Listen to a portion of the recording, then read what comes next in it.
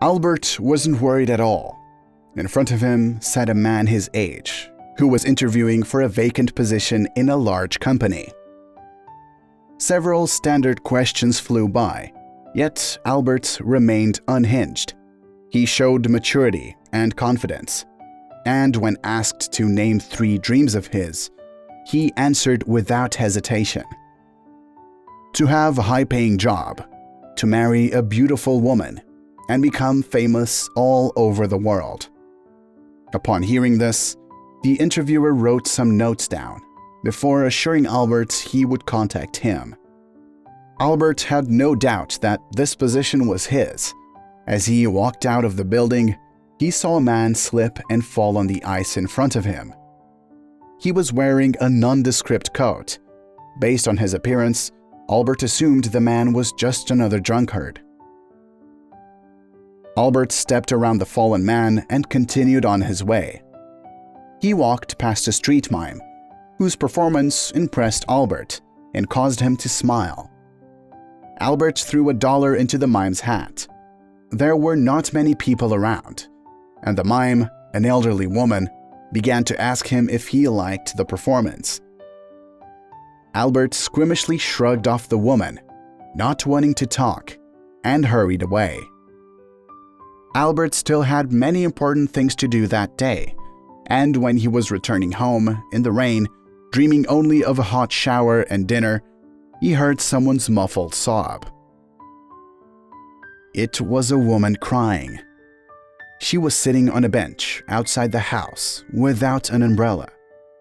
Noticing Albert, she turned to him for help, but the man thought only about the bath and food and hurried to the entrance of his home.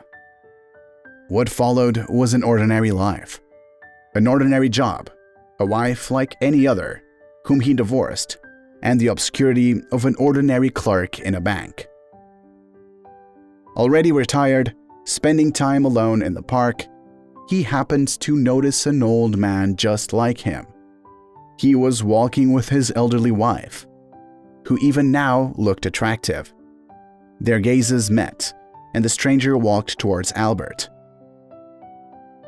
"You didn't recognize me," the stranger said. "And I remember you well from that interview. You were the only one who clearly answered the question about your dreams. I was very much intrigued by you, so I went after you." "Have you achieved what you've dreamt of all along?" the man asked, to which Albert shook his head, sadly. The man replied that he was not surprised. "But why?" asked Albert. "Like I said, I went after you.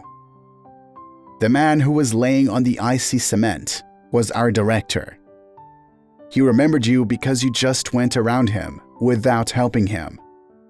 And when he later read the candidates' resumes, he recognized your face. You were the best candidate for the position, but the director chose someone else and not you. You could only fulfill your dream by lending a helping hand. Then you met an elderly lady, a street actress. I met her too. She took off the makeup, and under it was a fantastic beauty.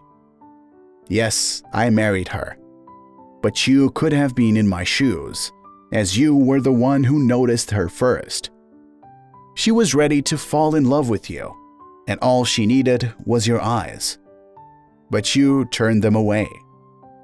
There was also a woman there, on the bench, in the entryway," began to recall Albert. The man nodded his head, sadly.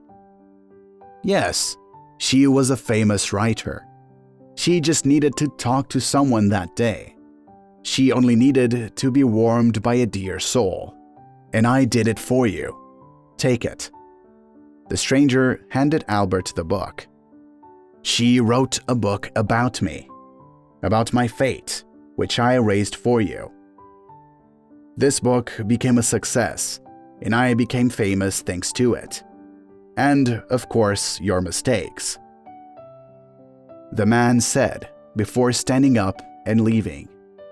Albert stared at him for a long time and cried. Sometimes our happiness is at arm's length, and we are so stupid that we fail to notice it. Give the world a piece of your kindness, and your happiness is sure to find you.